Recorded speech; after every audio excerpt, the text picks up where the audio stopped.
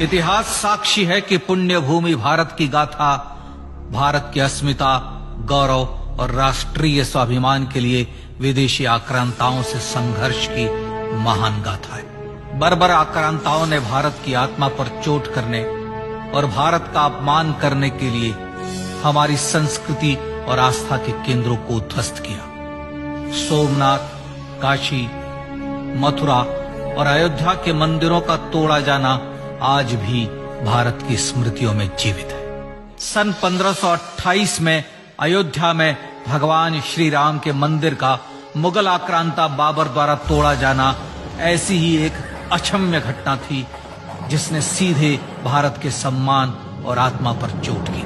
कारण साफ था, अयोध्या के श्री राम के मंदिर पर आक्रमण भारत की आत्मा पर आक्रमण था। जहां हर भारतीय के रोम रोम में राम बसते हैं, वह भारत यह अपमान कैसे सहता। राम मंदिर पर आक्रमण भारत को आहत कर गया था। विदेशी हमलावर अपनी बर्बरता दिखाते गए और भारत अपने आत्मगौरव को फिर से पाने के लिए संघर्ष करता रहा।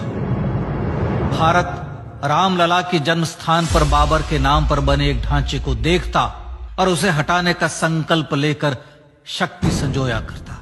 हिंदू समाज आत्मसम्मान के रण में डटा रहा और लगातार हमलावरों द्वारा बनाए गए बाबरी ढांचे को हटाने के लिए लड़ता रहा। सरयू कई बार रक्त से लाल हुई। कभी स्थानीय शासकों ने तो कभी साधु संतों और राम भक्तों ने राम जन्मभूमि की मुक्ति के लिए अपने प्राणों की आहुति दी। 74 बार युद्ध हुए। हम कुछ मोर्चे हारे, पर रण जीतने का संकल्प कभी कम नहीं हुआ। हिंदू समाज तलवारों से रक्त रंजित हुआ, पर उसने हार नहीं मानी। उसका संकल्प अजेय था। 15 अगस्त 1947 को देश की आजादी के साथ सैकड़ों सालों से चले आ रहे इस संघर्ष में नई ऊर्जा और एक नया मोड़ आया। अचानक 23 दिसंबर 1949 को बाबरी ढांचे में श्री राम लला प्रकट हुए। हजारों राम भक्त दर्शन के लिए उमड़ पड़े। तत्कालीन प्रधानमंत्री पंडित जवाहरलाल नेहरू ने उत्तर प्रदेश सरकार को श्री राम लला को विवादित ढांचे से हटाने का आदेश दिया।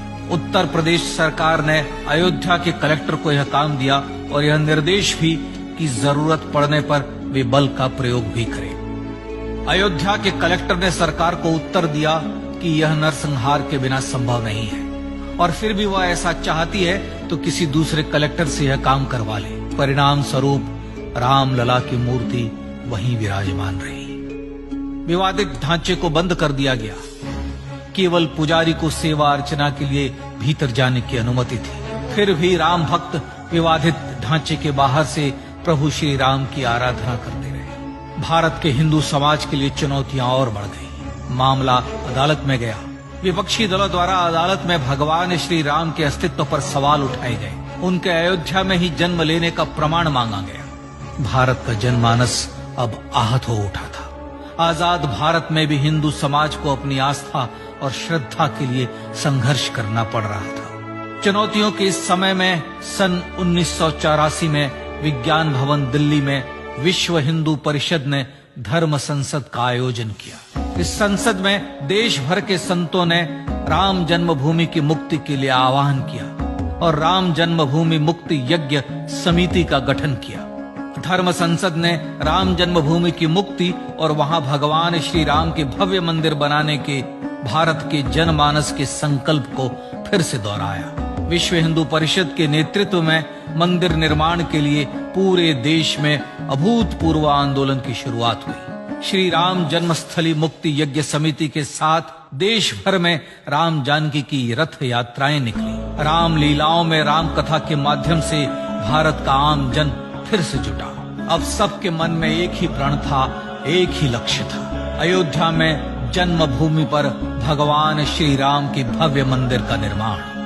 सन 1989 में विश्व हिंदू परिषद द्वारा गांव-गांव से रामशिला पूजन करके अयोध्या भेजी गई। 2,75,000 गांवों से रामशिलाएं अयोध्या पहुंची। भव्य राम मंदिर के शिलान्यास का निर्णय हुआ। पूज्य संत महात्माओं और हिंदू समाज के अन्य प्रमुख नेताओं के निर्णय के अनुसार अनुसूचित जाति के प्रमुख नेता श्री कामेश्वर चौपाल ने 9 नवंबर 1989 को मंदिर निर्माण का पहला पत्थर रखा।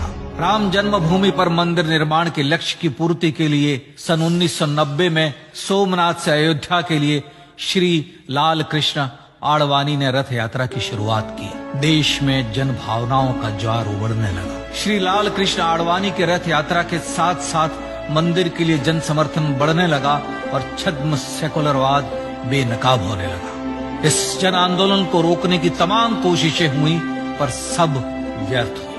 विश्व हिंदू परिषद ने देशवासियों से अयोध्या में जन्मभूमि पर मंदिर निर्माण के लिए 30 अक्टूबर और 1 नवंबर 1990 को कार सेवा का आह्वान किया। परिणाम स्वरूप लाखों राम भक्त कार सेवा के लिए देश के कोने कोने से अयोध्या आए। इससे देश की एकात्मता का विराट दर्शन हुआ। कार सेवकों को रोकने के लिए उत्तर प्रदेश के तत्कालीन मुख्यमंत्री श्री मुलायम सिंह यादव ने अयोध्या में परिंदे को भी पर न मारने देने की घोषणा की। स्थितियां गंभीर हो गई। अयोध्या से 100-100, 200-200 किलोमीटर दूर रेलगाड़ियां रोक दी गई।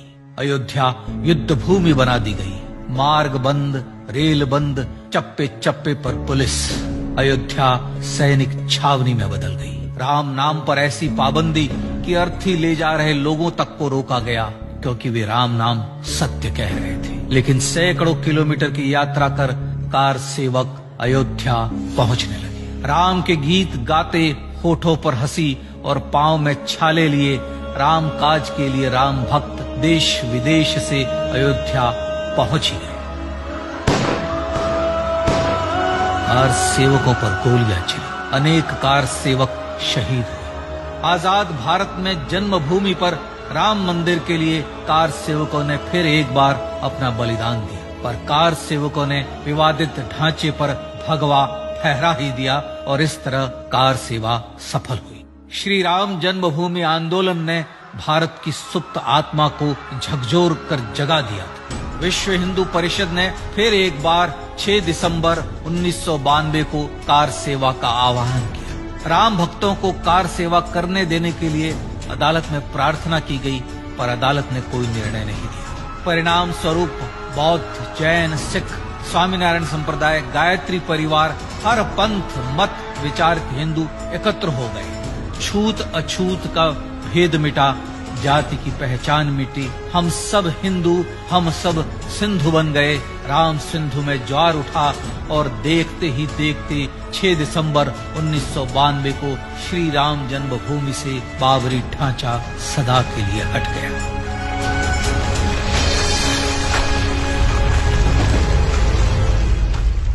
यह क्षण शौर्य, न्याय और सत्यमेव जयते का क्षण था। यतो धर्मस्ततो जय का क्षण था। पर संघर्ष की गाथा यहां जाकर भी नहीं रुकी। छद्म सेकुलरवादियों द्वारा भारत और भगवान श्री राम के इतिहास को झुठलाने के लिए अदालतों में चुनौतियों का सिलसिला चलता रहा, जो 1950 से चल रहा था।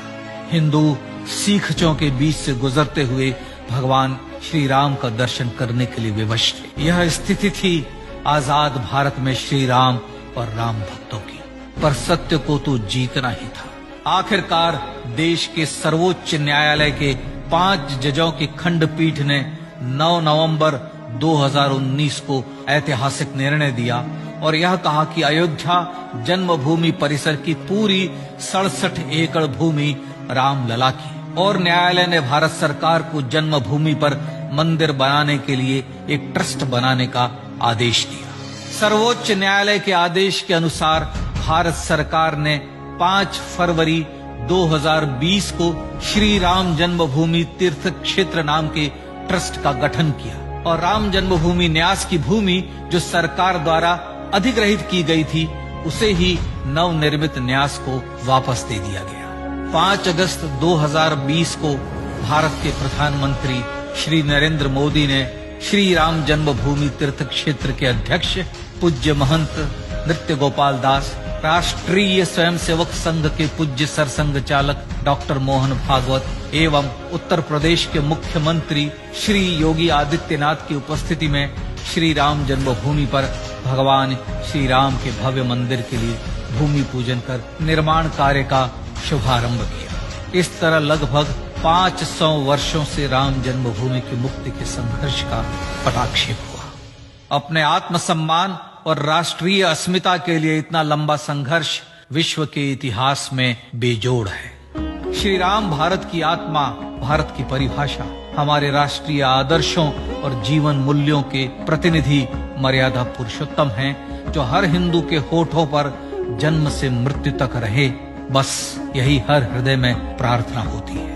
राम भारतीय राष्ट्रीय स्वाभिमान और आसेतु हिमालय से समुद्र पर्यंत तक जन जन को एकात्मता के बंधन में बांधने वाले रक्षा सूत्र है। अयोध्या स्थित श्री राम जन्मभूमि पर बाबर का हमला वास्तव में भारत के स्वाभिमान और राष्ट्रीयता पर हमला था। प्रधानमंत्री श्री नरेंद्र मोदी द्वारा श्री राम जन्मभूमि पर राम मंदिर का पुनः निर्माण न केवल बाबरी मानसिकता का पराभव है, बल्कि संपन्न, सुखी, सुसंस्कृत, सर्वशक्ति संपन्न स्वराष्ट्र का सूर्योदय भी है। यह उस राम राज्य की दिशा में वह कदम है जिसकी अभिलाषा राजराजेंद्र चोल, कृष्णदेव राय, छत्रपति शिवाजी महाराज से लेकर महात्मा गांधी तक ने की थी।